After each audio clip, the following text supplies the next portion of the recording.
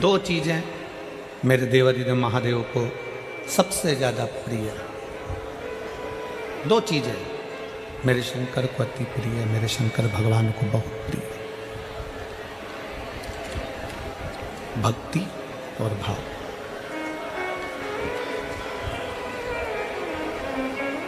शंकर की सबसे ज्यादा प्रिय, शिव की सबसे ज्यादा प्रिय दो चीजें हैं, एक भक्ति, दूसरा भाव।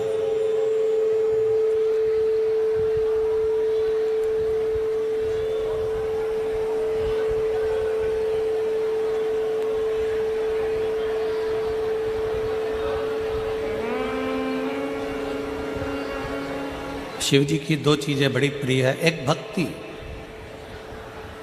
और दूसरे नंबर पर है भाव। अब भक्ति किसकी? शिव महापुराण की कथा कहती है, भगवान शंकर का चरित्र कथा, शिव तत्व कथा है, शंकर की कथा कहती है, शंकर भगवान का पावन कथा वर्णन कर रही है, शंकर जी का चरित्र वर्णन कर रहा है, शिव महापुराण की कथा कर रही है।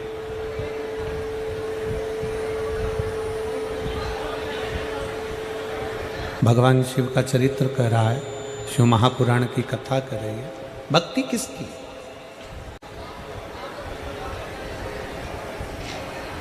आप अपने घर में रह रहे हो, आप अपने घर में निवास कर रहे हो और घर में रहकर भी अपने परिवार को संभालते हुए, अपनी परिवार को संजोते हुए अगर मुख से चलते फिरते भी भगवान का नाम ले रहे हो तो समझ लो कि शिव तुमको स्वीकार कर रहा है, तुम्हें ठुकरा नहीं रहा है। शिव तुम्हें स्वीकार कर रहा है।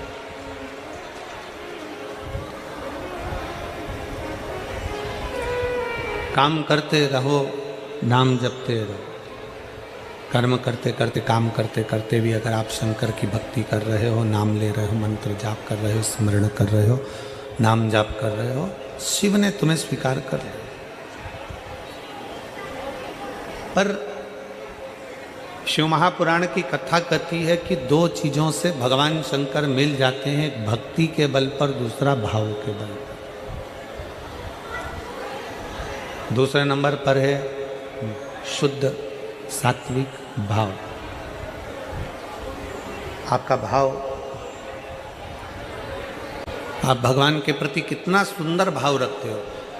भाव इसको नहीं कहते कि तुमने 56 भोग भगवान को लगा दिया तो भगवान खुश हो गए, तुमने भगवान को पीताम्बर दे दिया, भगवान खुश हो गए, भगवान को तुमने लड्डू पेड़ा दे दिया, भगवान खुश हो गए, भगवान को तुमने बेलपत्र दे दिया, भगवान खुश हो गए। इसको भाव नहीं कहा गया।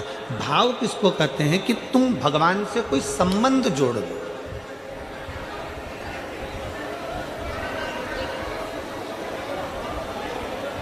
तुम भगवान से कोई ऐसा संबंध बना लो, तुम भगवान से कोई ऐसा संबंध जोड़ लो जो एक संबंध बाप और बेटी का होता है, जो एक संबंध भाई भाई का होता है, जो एक संबंध स्नेह का, बहन भाई का, एक संबंध जो होता है प्रेम का संबंध, वो संबंध जो है।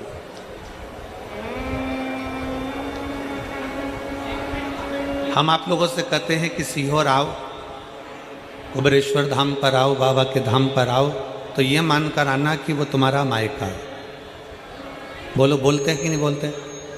जम के बोलो जरा, बोलते हैं ना कि अगर सीहोर आओ, कुबेरेश्वर धाम पर आओ, बाबा के धाम पर आओ, तो ये मानकर आओ कि वो तुम्हारा मायका है, वो तुम्हारा मायका है।